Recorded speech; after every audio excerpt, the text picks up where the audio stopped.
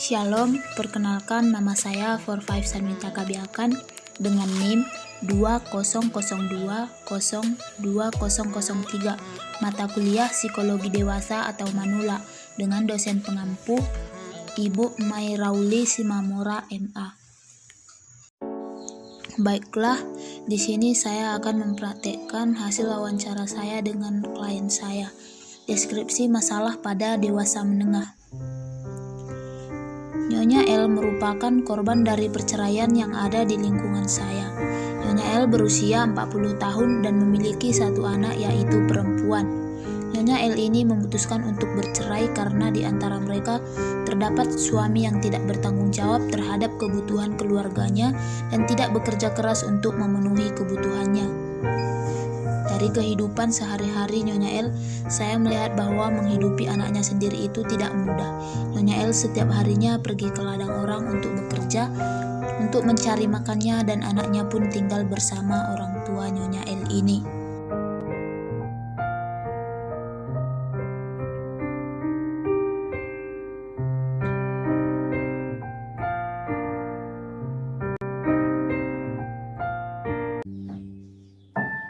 Shalom Kak. Iya, shalom Dek. Mohon maaf Kak, saya mengganggu waktu Kakak sebentar. Apakah saya boleh ngobrol dengan Kakak sebentar? Iya boleh, silahkan Dek. Terima kasih Kak, tapi sebelumnya perkenalkan Kak, nama saya Forfive Sanwita Kabiakan. Saya mahasiswi dari YKN Tarutung, jurusan Pastoral Counseling semester 3 Kak. Bagaimana kabar Kakak? Apakah Kakak hari ini sehat? Puji Tuhan sehat Dek. Syukurlah Kak kalau begitu. Oh ya, saya boleh bertanya Kak? Oh iya Dek, boleh, silahkan. Kalau boleh tahu nama Kakak siapa dan berapa umur Kakak?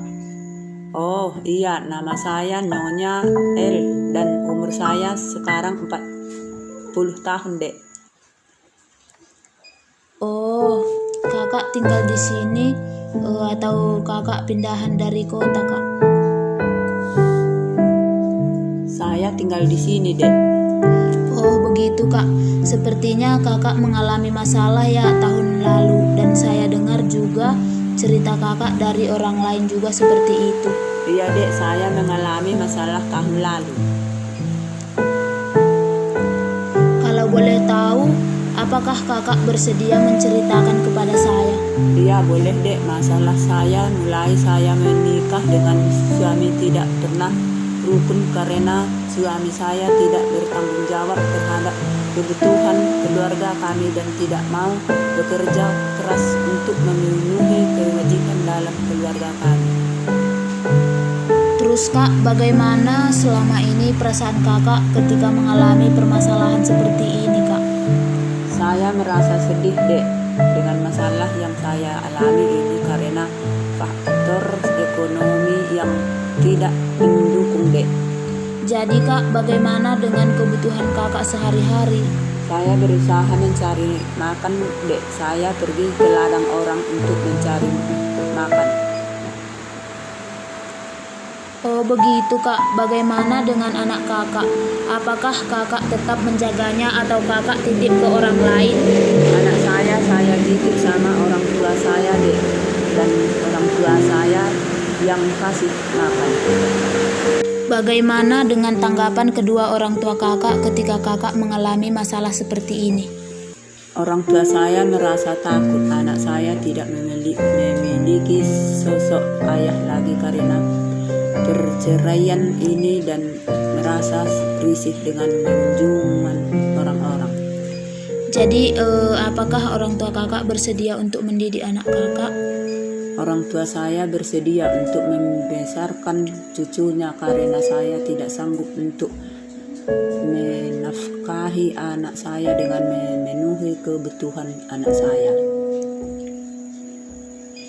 Jadi begini Kak, anak Kakak juga mengalami korban yang paling terluka ketika orang tuanya memutuskan untuk bercerai. Anak Kakak juga nanti merasa ketakutan karena kehilangan sosok ayah dan ibu dan akan kehilangan kasih sayang. Iya Dek, anak saya kehilangan kasih sayang karena kami yang tidak tinggal serumah.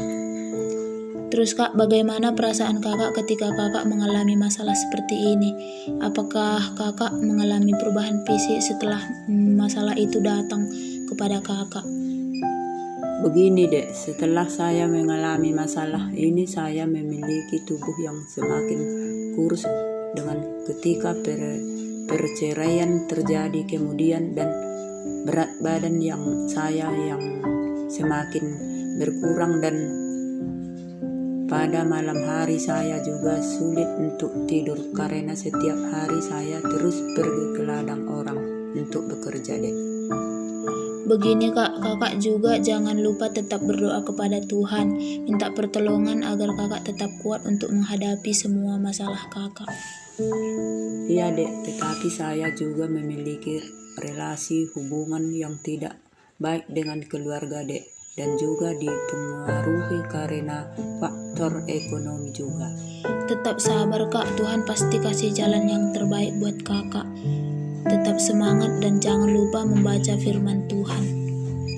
Kewalahan yang saya alami berlarut-larut akibat perceraian, menjauhi lingkungan sosial dan sering kehilangan nafsu makan dek. Saya hanya mewariskan pengalaman saya yang ada dalam diri saya untuk anak saya. Perlahan demi perlahan kak, masalah yang ada semakin banyak dan akhirnya sudah tidak berbendungkan lagi. Jadi kakak harus perlu banyak mendekatkan diri kepada Tuhan agar kakak sanggup melewati permasalahan yang kakak alami. Iya dek, saya pasti melakukan apa yang adik katakan kepada saya.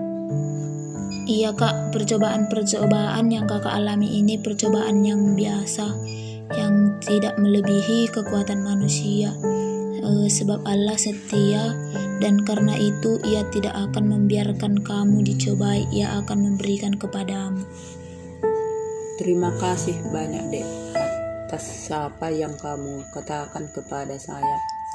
Saya merasa puas dan lega bercerita dengan kamu. Semoga kamu kelak sukses di kemudian hari dan tetap semangat juga dalam menjalani kehidupan.